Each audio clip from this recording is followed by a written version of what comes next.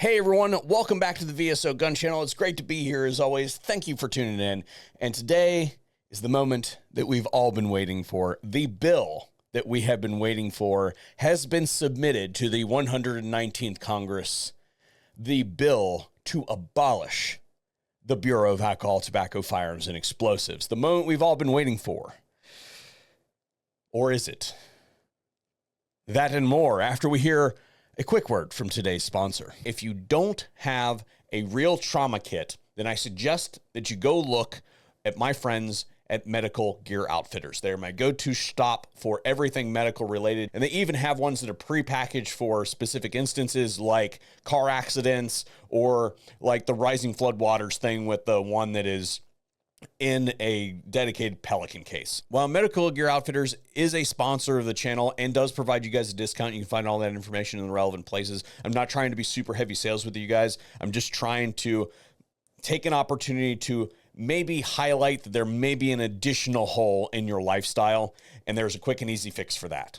While I appreciate the premise, the underlying idea of getting rid of the ATF, getting rid of the Bureau of Alcohol, Tobacco, Firearms, and Explosives, an agency that ought to be a convenience store in every state that gives out free samples, by the way. Getting rid of it is a good idea because it is clear to everybody paying an iota of attention to the situation is they want to establish themselves as an elite law enforcement agency. As a bundle, we form a mighty...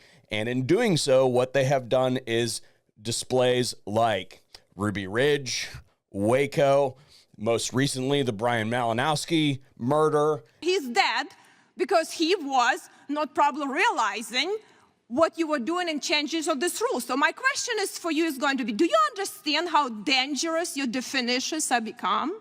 That doesn't even account for the lawfare side of stuff that has reached out and come so close to touching American citizens that you can't even focus the finger, or in their case, the muzzle of the rifle that is pointed at your face through their unconstitutional subversions of the law. And that is the nugget that I'm going to give you today, is writing some words on some paper that abolishes the ATF will destroy a whole lot of stuff. It will throw a wrench into the operations of just about every aspect of firearms transfers and all that sort of stuff, right? It will blow it up, which I don't really have a problem with. But at the same time, the underlying law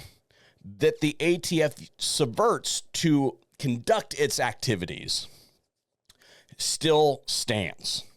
So any bill that does not eliminate things like the Bipartisan Safer Communities Act, the Brady Bill, the Gun Control Act, the NFA, anything that does not address those underlying acts of Congress, in my opinion, is simply political grandstanding. Because what's going to happen is if you strike down the ATF, all of the unconstitutional firearms stuff that we all hate is kind of concentrated in one spot. We kind of pretty much know which direction to look at, right? You've got a field of fire and it's got canyons on either side of it, basically.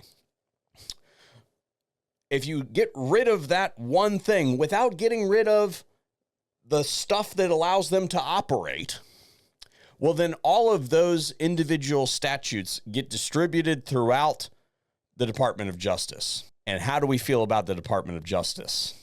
Now, I know that most of you know this already, but for every one of you, there are 100 or 1,000 people that don't understand that. So I need you to help me get the message out. Not that we don't want to abolish the ATF, but that any bill that abolishes the ATF must address some of these other substantive issues while it does it.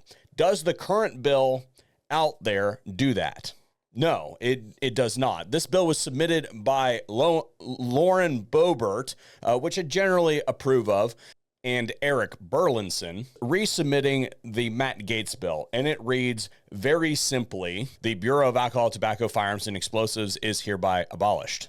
This bill is submitted as H.R. 129, and in their press releases about the filing, first Mr. Burlinson said, the ATF is emblematic of the deep state bureaucracy that believes it can infringe on the constitutional liberties without conscience. If this agency cannot uphold its duty to serve the people within the framework of the Constitution, it has no place in our government. And Ms. Boebert says, I cannot imagine under any circumstances or administration where the ATF serves as an ally to the Second Amendment and law-abiding firearms owners across America. As co-chair of the Congressional Second Amendment Caucus, I am eager to continue this effort with Representative Burlinson to defend our constitutional rights. The ATF should be abolished before they eventually abolish our Second Amendment. All right, sir and ma'am, then let's actually do it.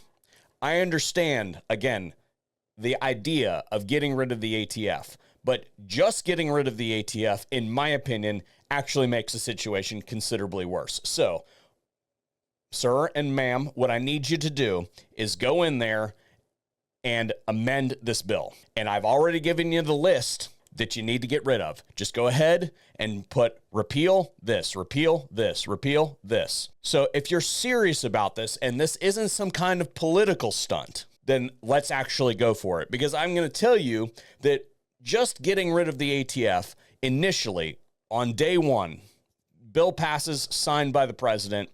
Basically what that is going to do, it is going to freeze all federal firearms licensees in the country. They will not know what to do because there's going to be no governing authority. Do we submit the background checks to the FBI? We assume that we do. What do we do with the forms? We don't know. Do we continue to fill out those forms?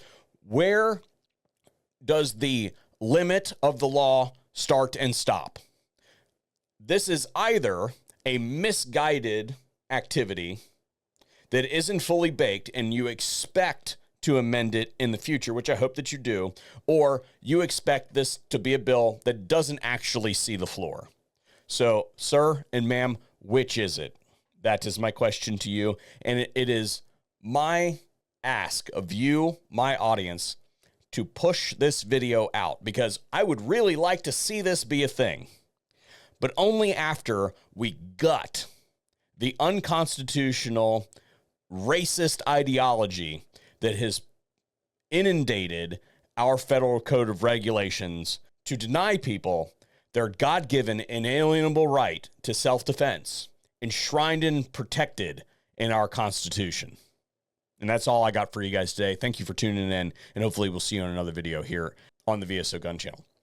What say you?